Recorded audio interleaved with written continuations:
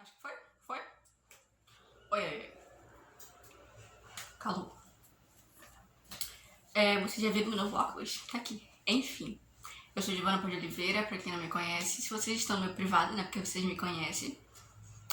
Enfim. Hoje eu vou gravar...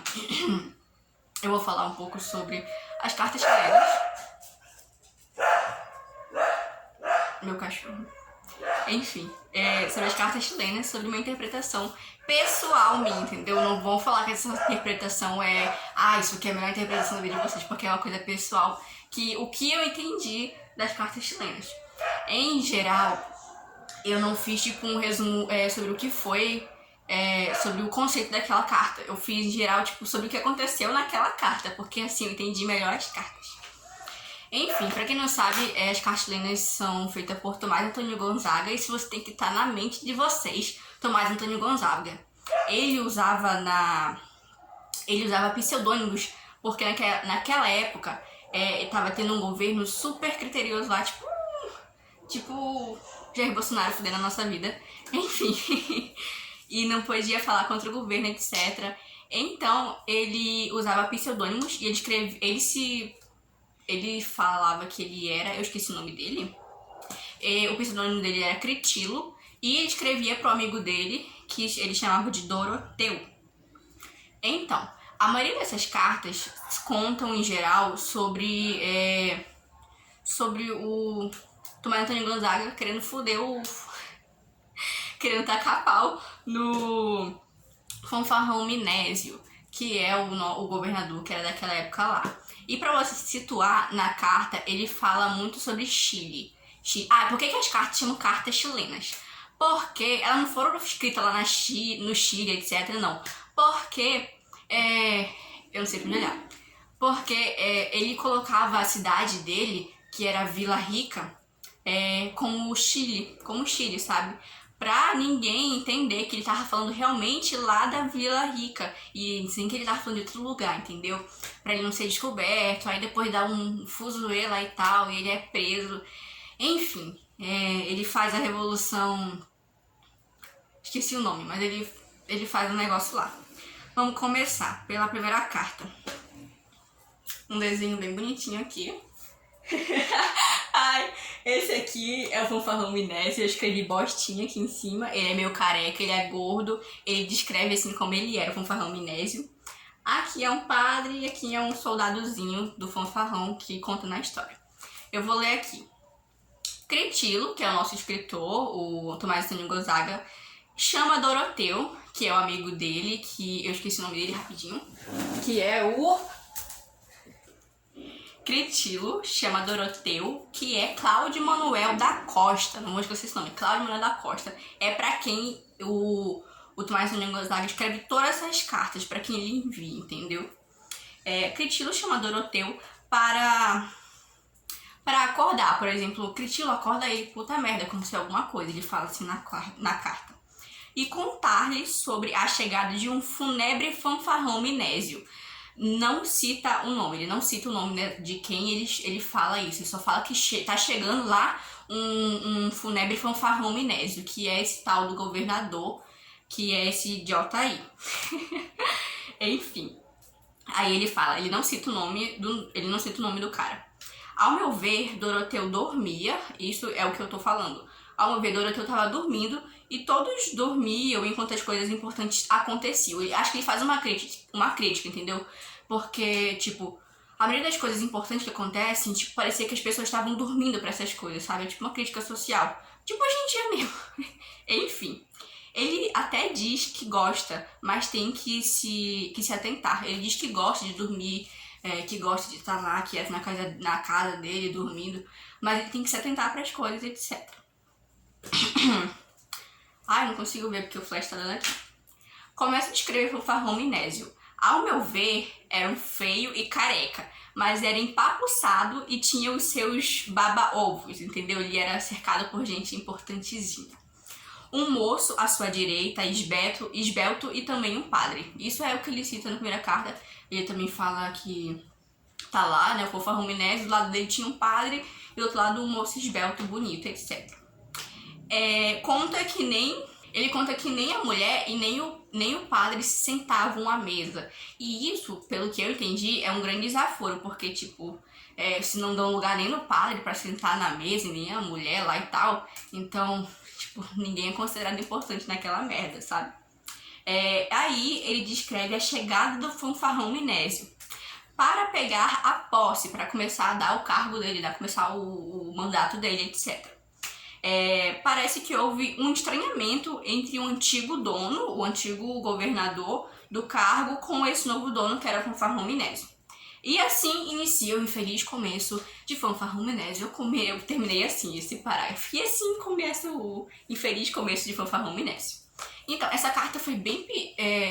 não sei se ela é relativamente pequena, mas ao meu ver foi bem pequena, porque ele cita bastante coisa, mas em geral é o que eu entendi da primeira carta. Por isso que eu fiz até um desenhozinho no final. Pode ver que nas outras cartas eu escrevo bastante, mas na primeira eu fiz um desenho. Enfim, vamos para a segunda carta. Segunda carta, chilenas, interpretação. Critilo já estava escrevendo uma grande e pesada carta para Doroteu.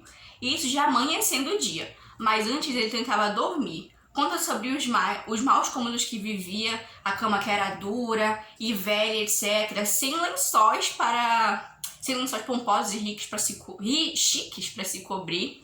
E estava tentando dormir de barriga vazia. Até que quando ele estava caindo no sono, isso ele conta no começo da carta, ainda lembro. Quando ele estava caindo no sono e passa um carro e o acorda impaciente. Aí ele volta a dormir, aí acontece de novo, aí ele volta a dormir de novo, até que acontece de novo. E na verdade, esse barulho eram os soldados que estavam berrando, estavam fazendo a fuzuê deles. As cadeias estavam tinindo de gente e os golpes soavam, entendeu? Ele fala sobre, no meio do decorrer das cartolanas, ele cita muito uma cadeia que está sendo construída, etc. E tem muitos presos, e enfim, é um fuzuê lá. Nisso, ele acordou e veio escrever a carta para Doroteu para ter um sossego, para tirar aquilo da mente dele. O Critilo faz muito isso no decorrer das cartolinas. Ele tá muito quieto, aí ele pensa muito sobre aquilo, aí ele começa a escrever a carta para Doroteu para tirar aquilo da mente dele. Enfim, para ter algum sossego. Aí começa a contar sobre o recém-chefe fanfarrão Minésio, que fingia ser poderoso, ser piedoso e acolhedor. Ia pra igreja, mal fingia e saía. O que eu quis dizer com essa frase? Que mal ele entrava na igreja, sabe, fingia rezar, fazer alguma coisa, só porque as outras pessoas estavam olhando, pra ele passar aquela credibilidade de alguém piedoso, alguém bonitinho. É tipo os políticos hoje em dia, sabe, pegar a criança no colo pra fingir que vai dar bem pra sociedade. É tipo isso. Enfim. E saía. Fazia muitas cenas de bondade onde o povo conseguia ver. Ele fazia as coisas onde o povo estava, para ele ter uma credibilidade no nome dele. E o povo se amontoava só para ver a piedosa celebridade. Eu acho isso uma indignação, porque até hoje em dia ainda acontece. O povo ia lá só para ver porque ele era celebridade. Com todas as falcatruas de conceder perdão a um de seus soldados que foi preso. Mas, em outros casos, aos escravos mandava logo pra cadeia. Isso é bem importante, porque ele cita que, por exemplo, para um soldado que era da guarda dele, que fazia merda lá, fazia qualquer coisa, sei lá, matava alguém indecisamente, ele concedia o perdão. Por exemplo,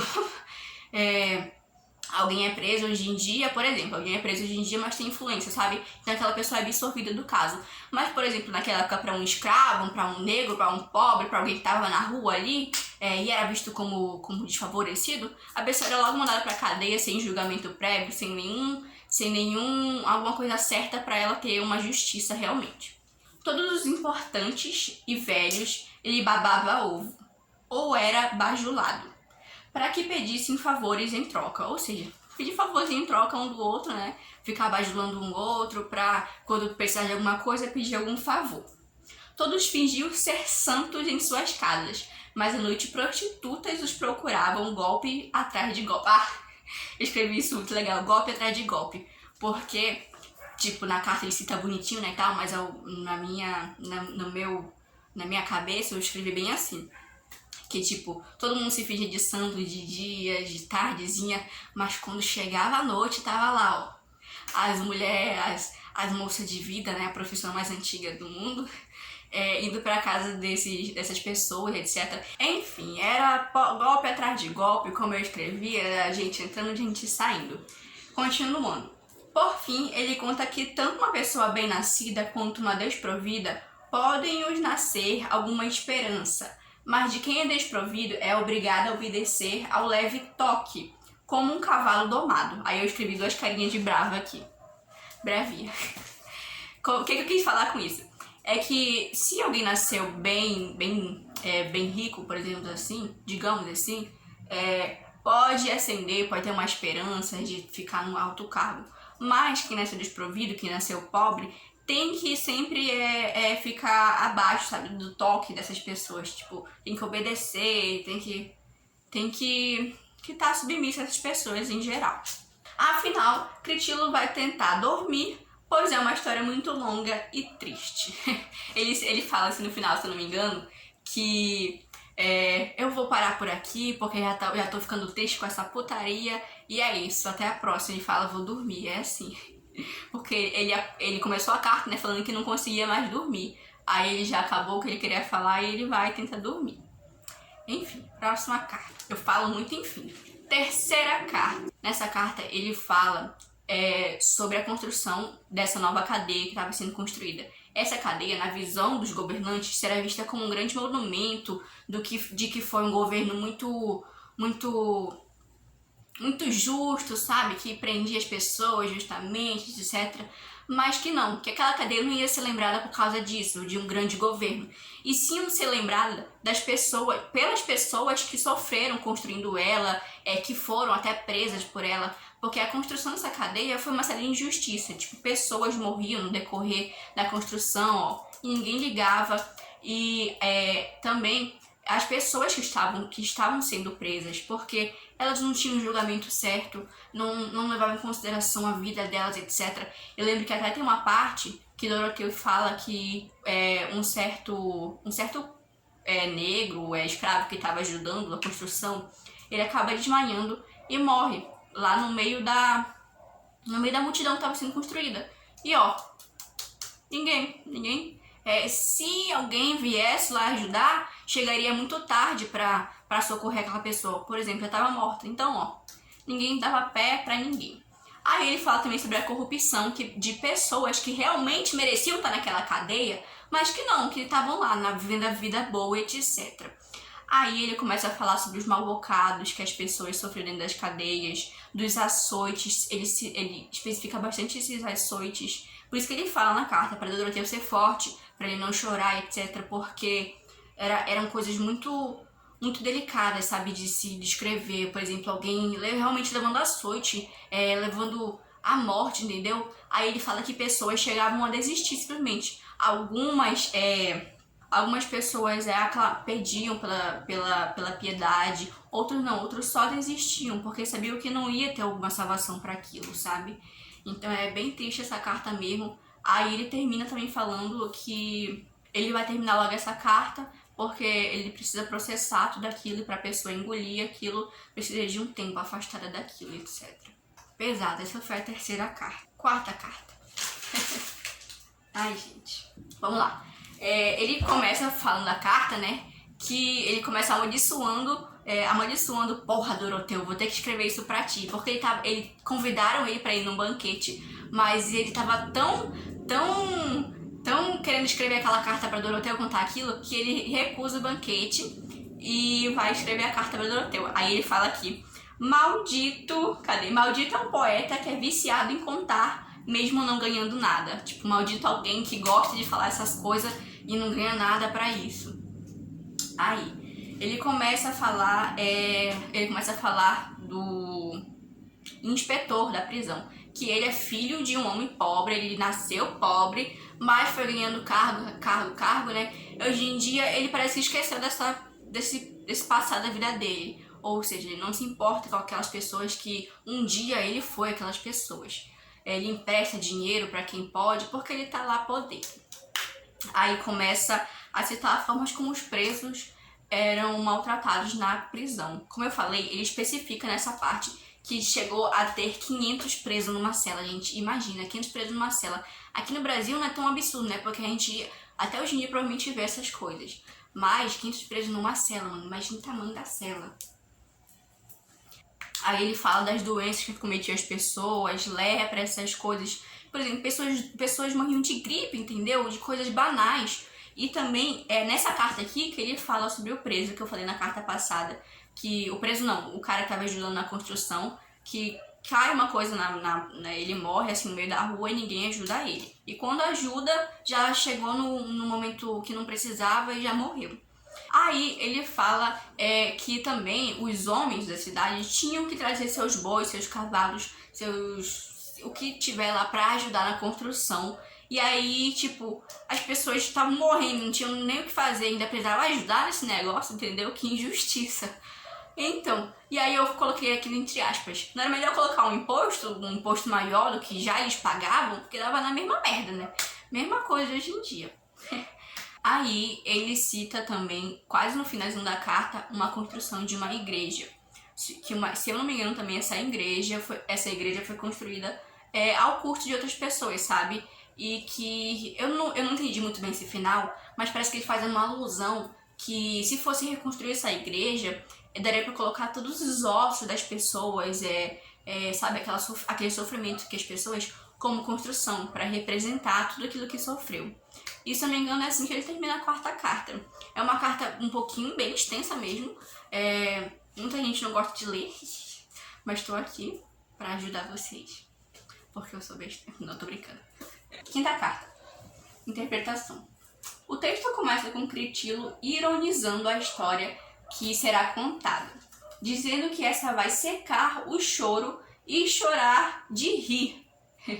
Mas isso é só fachada porque a história é mais uma vergonha do que outra coisa. Cita a chegada de uma moça que é a esposa ou noiva do fanfarrão Minésio. Começa a falar dos preparativos para a festa, tudo muito chique, aos gostos da Espanha, teatros abertos, festas, sons e etc. Fala que enquanto Chile, né, que é Vila Rica, tinha muito ouro, esse dinheiro era usado só para baderna, enquanto nas tabernas só tinha mofo lá nas prateleiras. Cita que o juiz não ia aceitar que aquele dinheiro fosse usado para a farra, que seria a festa do fanfarrão Minésio. Mas o suborno é tão alto, então, né, por que não, né? Eu escrevo aqui, o suborno é tão alto, então por que não, né? Tipo, como se o juiz estivesse falando isso. Se você me pagar tanto assim, então acho que eu libero esse dinheiro pra você fazer essa farra da sua festa aí. O dia do cadáver chegou, tudo nos trinques, na igreja tudo brilhando, fala do padre que não se aguentava em pé, mas conduziu a missa, etc. Uns dizem que a renda do Senado, tirada as despesas, era dever cobrança parcelas impagáveis. O que quis falar com isso? Que todo o dinheiro que o Senado ganhava, tirando as cobranças, etc., as despesas que eles tinham, tudo era dívida, entendeu? É como se eu pagasse uma coisa, mas eu estava mais endividado do que eu posso pagar. Então, essa carta é a carta do casório do fanfarrão Minésio, que Doroteu, que Critilo cita todos os festejos lá e tal. Fala que o dinheiro que era usado realmente para algum fim do Estado, na verdade foi usado para dar essas fanfarras no meio da festa. E no meio da comemoração, ele fala assim que alguém cita pra alguém que, caramba, com esses soldados você conseguiria, que tinha soldados lá na rua, né? Você conseguiria conquistar o mundo. E aí o Critilo fala na opinião dele, mas que porra de soldado, porque esses seus soldados são só um bando de maltrapilho vestido de farda. Dá na mesma merda, entendeu? Eram homens que não tinham formação para aquilo. E também ele fala de alguém que avistou na rua, só que ele achava que era um maltrapilho, assim, tava jogado na rua, quase bêbado, sabe? De tanto festejar, de tanta farra. E aí ele olha assim pra ele, aí ele vê que realmente era alguém do Senado. Ai, gente. Tipo, alguém que tava lá no poder, lá na rua, todo maltrapilho. Bêbado, ou seja, ninguém tinha responsabilidade naquele negócio. Enfim, aí ele termina a carta parando de escrever porque ele fala que a mão dele tava já doendo de escrever tanta falcatrua. Bom, a sexta carta, vamos lá pra sexta carta. Ele começa relembrando a carta passada, do início dos festejos, que fala sobre o congresso. E aí ele fala que ele vê uma moça que tá recebendo uma flor de um cara mais velho, entendeu? De um idoso, assim.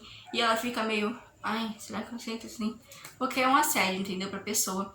Aí ele fala, é meio conturbado esse começo dessa carta, mas na verdade ele conta que isso tudo era um sonho. E eu lembro que quando eu li essa parte, eu fiquei, ué, ele falou isso sério ou falou isso de brincadeira?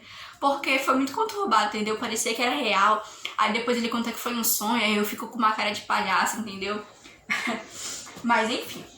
Agora ele começa a falar sério sobre o que ele estava escrevendo. Sério não, ele começa a falar sobre a realidade, já acordado. Ele começa a falar sobre um curral. Onde todos esses festejos, essas falcatruas que acontecia na cidade de Vila Rica, aconteciam lá, nesse curral.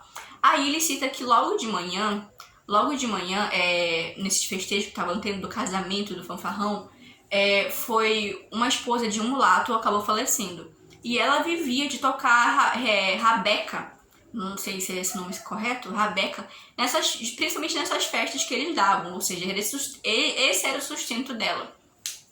E para o esposo dela foi dado duas opções, porque ele estava de luto, né? Tinha acabado de perder a esposa. E nesse dia tinha a comemoração das festas, foi dado duas opções. De ou ele ir pra cadeia, ou ele ir tocar lá na festa. E o que ele escolheu? Ele foi tocar na festa, porque ele não tinha outra opção. E aí, ele estava muito triste, muito, muito puto da vida, principalmente com o governador. E o fanfarrão Minésio, enquanto o viúvo lá tava tocando, só que ele não tava tocando coisas simples, ele tava tocando insultos, sabe, música em forma de insulto? Ele tava tipo tocando isso, cantando isso pro fanfarrão Minésio. Aí chega o fanfarrão Minésio lá, sei lá, finge que isso é um papelzinho e dá um papelzinho assim nele. E ao nosso ver, da gente que tá lendo a carta, parece que o fanfarrão tipo tá dando alguns pêsames, sabe, algum dinheiro, alguma coisa assim pra dar pêsames pra aquela pessoa. Só que aí o viúvo vai lá e olha o que ele recebeu e na verdade era só rabiscos, sabe? Coisinhas avulsas escritas. E aí ele fica muito puto mesmo. Eu também fiquei na hora da carta, eu fiquei assim, essa carta me deixou assim. Não sei mais o que falei. Falar. E enfim, era só manuscritos. E assim continua festas. E aí, pro meio do final da carta, ele começa a citar as injustiças que aconteciam com os animais. Porque lá naquele curral, os animais, as pessoas se reuniam, né, para festejar, para ver os animais brigando, para ver os bois, o touro, etc. Enfim, os animais eram linchados, tinham condições péssimas de vivência, era tudo muito ruim. Aí ele termina com uma aclamação, dizendo que todos aqueles que sofreram, que choraram, que foram injustiçados, iam ter seu lugar no céu. E que aqueles que realmente mereciam, que eram culpados, teriam seu lugar merecido no cu do inferno. Ele não fala assim, tá? Mas é uma forma bem sucinta, é o que eu escrevi, que é o que eu entendi dele. Então vamos lá, sétima carta. A sétima carta é bem pequenininha. Ou não sei se eu tava com preguiça no dia. Eu li, acho que faz 2 meses atrás eu li. Eu fiz esse resumo, mas acho que ela é bem curtinha, se eu não me engano. Tá, eu vou ler aqui, porque ela é bem curtinha. Esta é uma carta bem curta. Ah, sim, ela é realmente curta. Eu não tava com preguiça no dia não, tá? Esta é uma carta bem curta, assim, tem só 90 linhas. Que pra vocês não sabem, ele é dividido por linhas. Tem tipo 5, 25, tem só 90 linhas.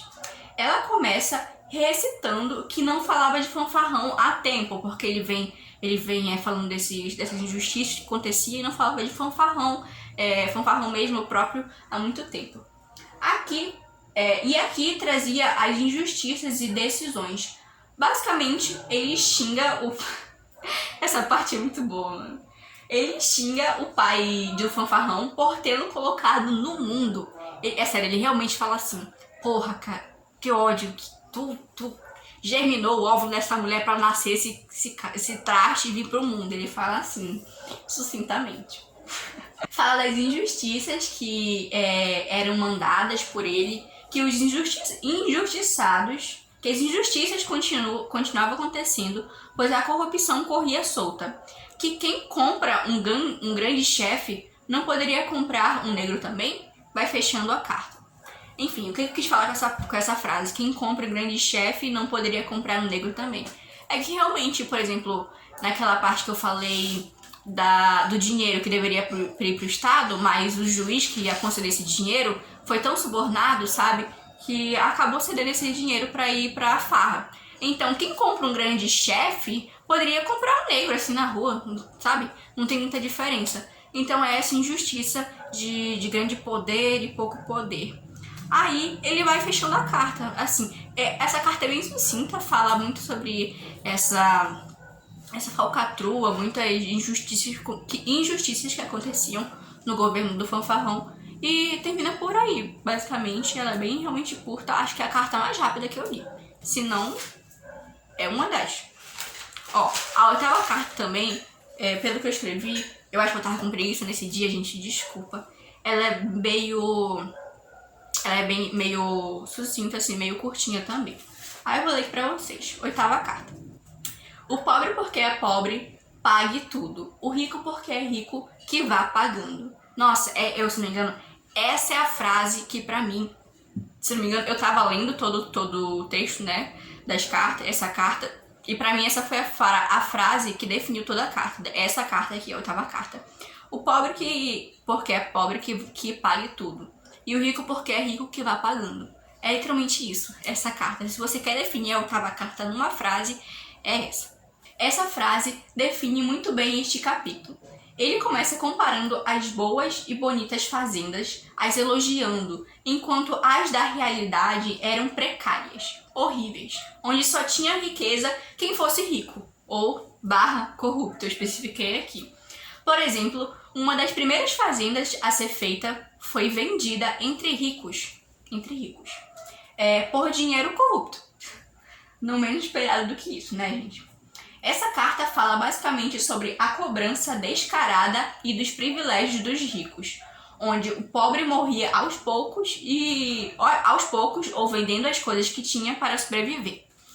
Então, como eu disse, essa carta fala sobre a desavença entre quem é muito rico e quem é muito pobre, os impostos, muitos impostos que as pessoas tinham que pagar, as taxas que... Nossa, é tanta coisa assim que você fica incrédulo de ver hoje em dia.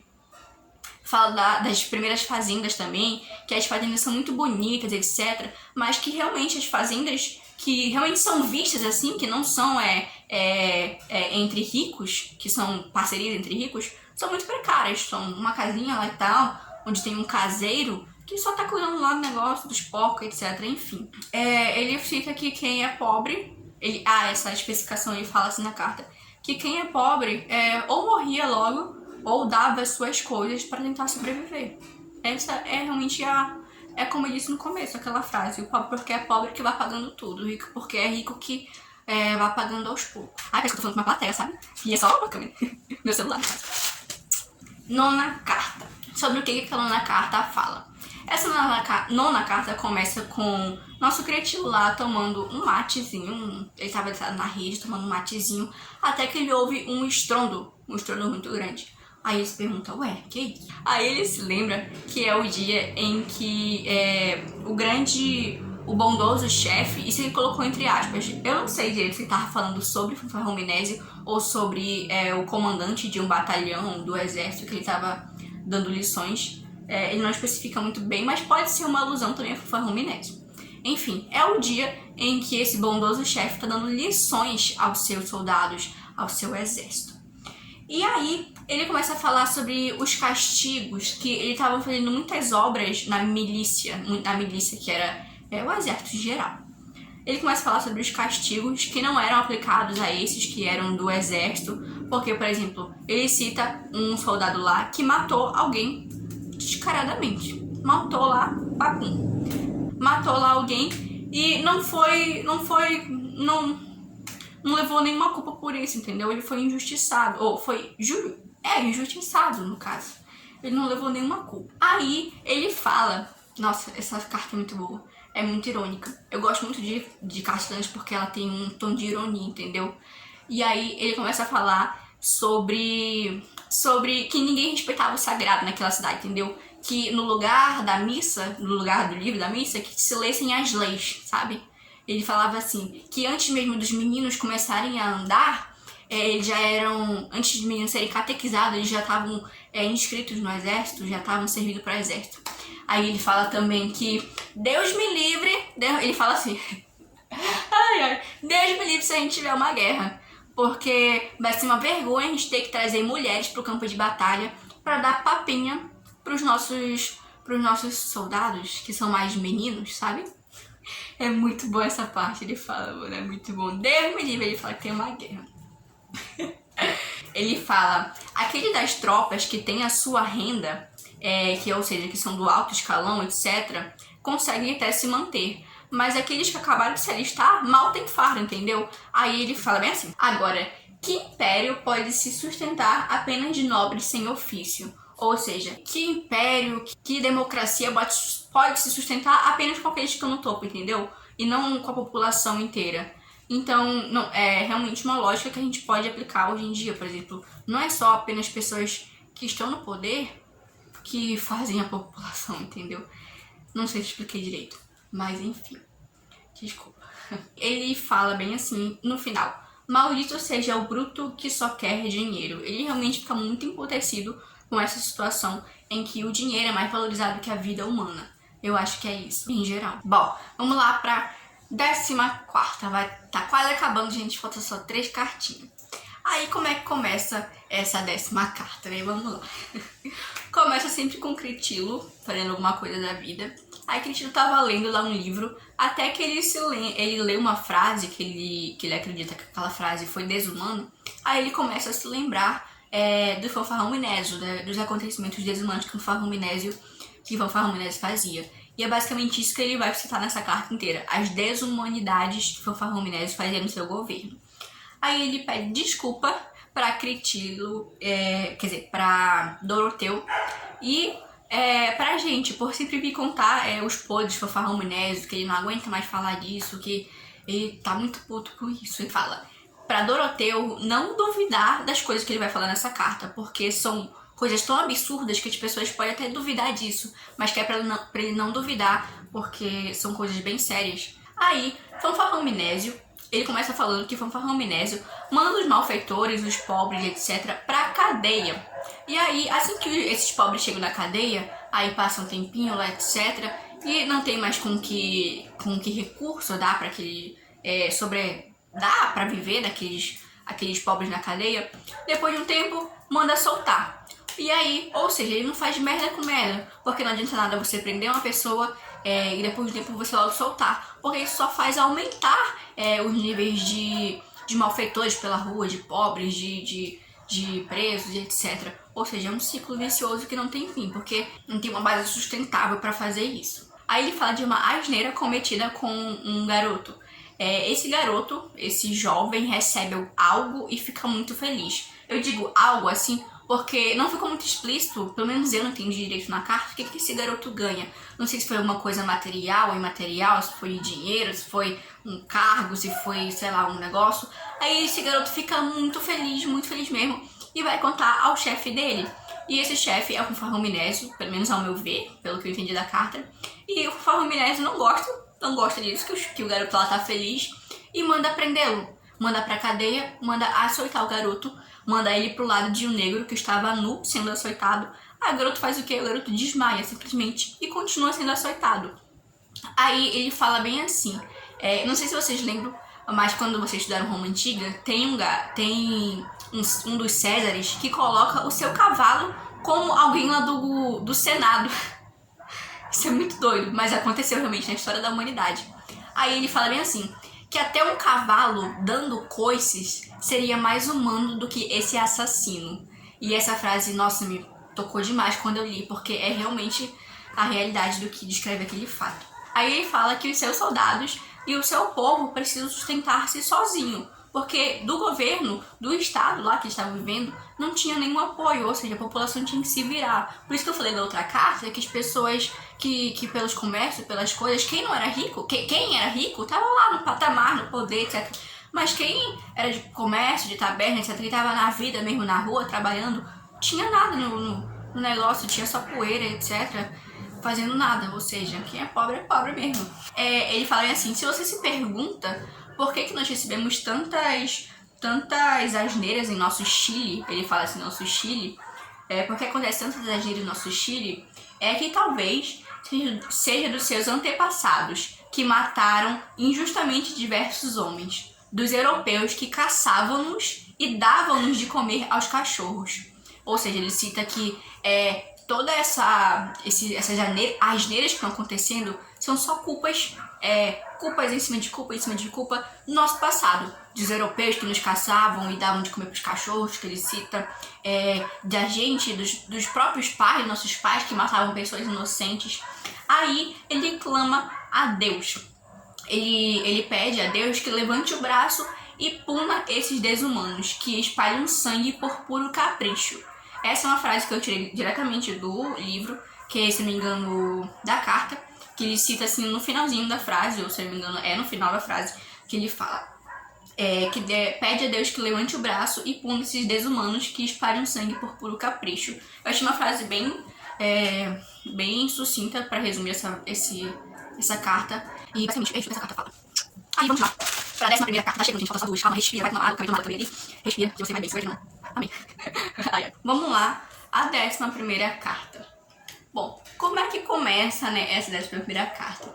Começa com ele citando uma casa que era muito conhecida lá, muito festejada, pois era uma casa onde a fofoca rolava solta, ou era frequentada por quem? Por essas pessoas do alto escalão, do governo, lá do Senado e etc. Nessa casa, a fofoca e voltava. Aí ele começa a falar das puladas de cerca que acontecia nessas casas destes governantes, que você ouvia assim na noite e todo mundo tava calado, assim, a rua era um silêncio, menos a casa desses governantes, porque era uma fanfarra lá dentro. Fanfarra com o quê? De quem? Do quê? De mulheres da noite, de mulheres, né, que iam lá à noite, você sabe do que eu tô falando, iam lá à noite e se divertiam com essas pessoas. Aí ele fala da conversa de um criado lá dessa casa com outra pessoa, falando que a mulher de um outro cara lá e tal foi brincada por todos naquela noite, sem exceção. Ele cita uma conversa assim avulta, você sabe do que eu tô falando, né? Brincada.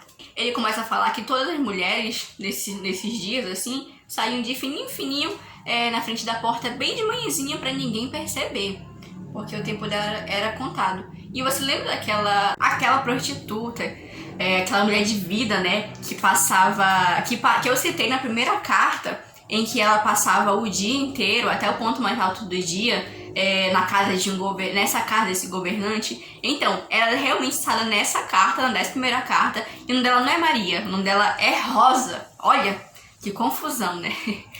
Continuando. A carta, ela fala também sobre uma dessas mulheres que, por fazer tantos favores assim para um governante desse, esse governante, ela tinha uma casinha bem pobrinha, bem caidinha, e agora ela tinha até quadros na parede da casa dela, ou seja, ela tem agora uma casa bonita. Mas as pessoas se perguntam como que ela conseguiu essa casa, entendeu? Foi com a ajuda desse governante que tirou dinheiro corrupto da cadeia para construir a casa dessa moça, dessa mulher. Aí você vê que é corrupção em cima de corrupção, porque a cadeia já era construída com pessoas, com sangue de pessoas corruptas, com dinheiro realmente corrupto, e aí é uma corrupção em cima de corrupção em cima de corrupção. Aí fizeram uma corruptura, não sei se isso existe, em cima da casa da moça, porque a casa dela foi construída com dinheiro corrupto. Cita, por fim, comparando o fanfarrão Minésio a um cachorro, e que todos que são da laia dele são tão horrorosos quanto ele. E é assim que ele termina dessa primeira carta, xingando novamente o fanfarrão Minésio. Essa é uma coisa que eu mais amei nessa carta, porque ele realmente xinga, ele é irônico. Então, né, a 12ª carta. Ela começa contando as histórias de falcatruas, de novo essas falcatruas, de todos lá que viviam, e principalmente de Fanfarrão Minésio. Ele fala daqueles que são protegidos do Fanfarrão Minésio, mas que ele não queria bancar, não queria dar conta daquelas pessoas. Aí então ele os mandava para fazer peças de comédia, e o lucro daquelas peças iam para mulatos e para moças assim de vida. Ele fala bem assim, ó, essa frase vocês têm que guardar bastante. Maldita seja tu, pouca vergonha, que tanto influxo tens sobre este leso. Essa frase é muito importante porque a cada falcatrua, a cada coisa injustiçada que ele vai citando, ele cita essa frase no final. Então é tipo uma repetição para você realmente fixar essas histórias, essas falcatruas que acontecem. Então lembra dessa parte, entendeu? Uma dessas falcatruas, eu não vou citar todas porque realmente são muitas mesmo nessa carta que ele cita. O que eu escrevi é relativamente pequeno comparado à carta, entendeu? Uma dessas falcatruas é uma mulher negra, eu não sei direito, mulata, etc. Que ela sobrevivia de migalhas, etc. E ela foi levada para uma outra casa e acabou tendo dois filhos com um indulgente, com alguém lá do Senado, do governo, com alguém lá que era poderoso. E por fim, ela ainda foi presa por ser considerada uma mulher de rua, assim, entendeu? Então é muita injustiça que acontece. Uma outra falcatrua que aconteceu é que um médico, o único médico formado naquela cidade, estava tentando aplicar uma vacina, alguma coisa assim, relacionada a aplicar a alguém que era poderoso. E essa pessoa estava insistindo que aquele negócio que estava pedindo para ele tomar era corrompido, sabe? De todos os jeitos. Tipo gente que não gosta de vacina hoje em dia, fala que a vacina vai transformar em jacaré, né? Prazer, reptiliano aqui. Enfim, é tipo essas pessoas. Aí ele insistia que se continuasse mandando ele tomar essa coisa, ele ia mandar todos pra prisão. E essa é uma ameaça bem certa do que ele faz, porque ele realmente podia fazer isso. Então nós podemos ver que nessa 12ª carta, ele fala mais especificamente das falcatruas que acontecia.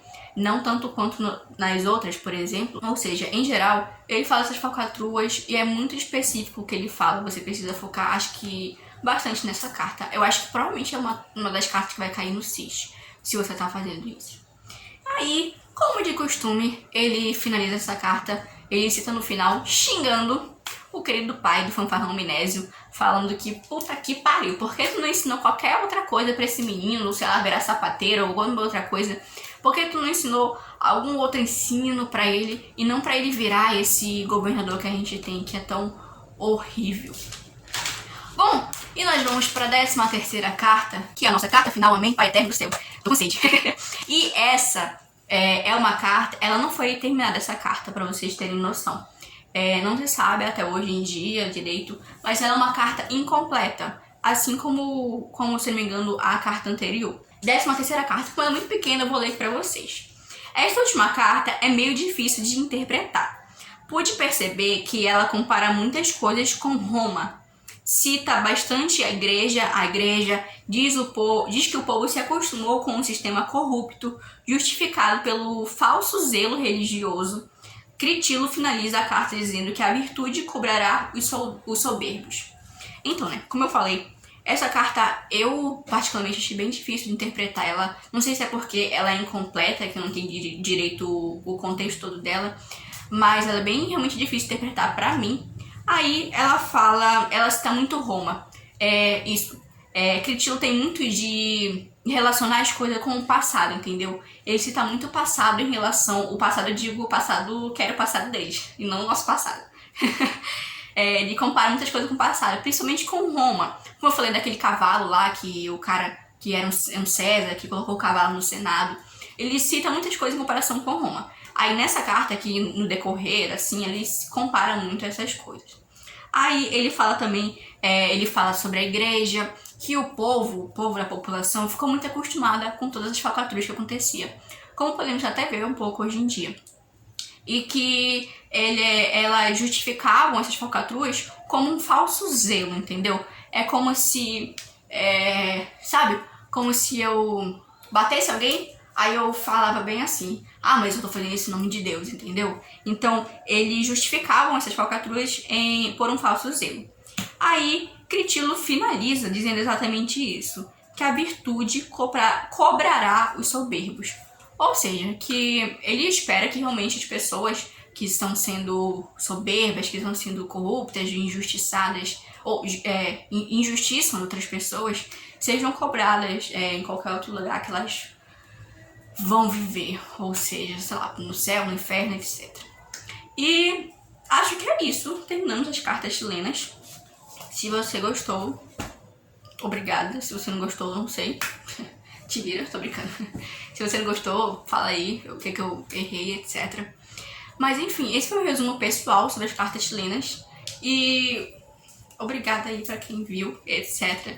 Eu sou Giovana Paz de Oliveira, pra quem se esqueceu. E só eu vou colocar uma observação aqui no final, porque eu escrevi isso aqui, ó. E é bem explicativo pra quem não tá entendendo muito o contexto. Critilo é Tomás Antônio Gonzaga. Doroteu é Cláudio Manuel da Costa, pra quem o Critilo escreve as cartas. Fanfarrão Minésio. Quem é esse Fanfarrão Minésio que eu cito tanto, que eu falo tanto, né, no meio das cartas? Ele eu não falei o nome dele no começo, ele é Luiz da Cunha Menezes. Esse Luiz da Cunha Menezes é esse tal Fanfarrão Minésio, esse governador, esse diacho. Aí, Santiago é Vila Rica, que é mesmo que Chile, as cartas chilenas. Então, eu acho que é isso. Tchau, beijo.